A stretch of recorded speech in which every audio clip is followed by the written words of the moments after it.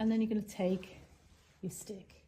So you're going to use the big end of the stick to begin with. Put your thumb in between the big toe and the second toe, and then you're going to scrub up and down the side of the foot.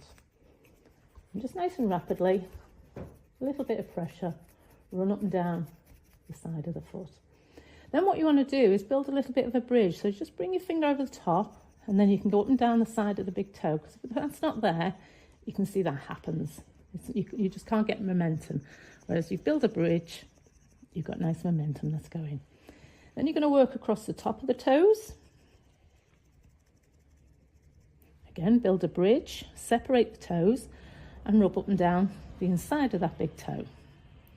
Then you're going to do a twist and a turn, and up and down the side of the next toe. And that continues right across the tops of the toes. As we start getting to the smaller toes, if that toe actually is fine with that, but if they tend to be a bit on the smaller side, you can just turn your stick around and use the shorter end of the stick. Again, build your bridge, separate the toe, and scrub up and down. If you use it like you use a pencil, and use the thumb and the index finger, so put that round where you're going to press, and you press in slowly, and then once you're in, you're going to twiddle in there, just a few little circles. You can do it like that, or you can do it like that, whichever suits you. It's absolutely fine. You're just waking up all these acupressure points. And then you're just going to follow your numbers.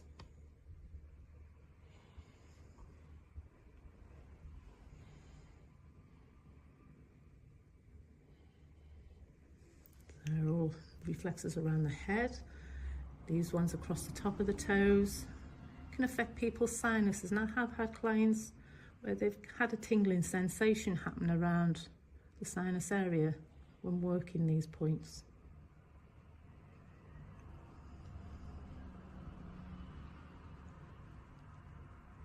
And then we're going to come down to the top of the shoulder area. And then we've got the ears.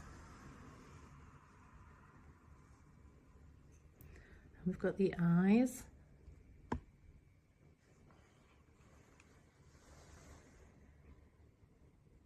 And again, bottom of the back of the neck.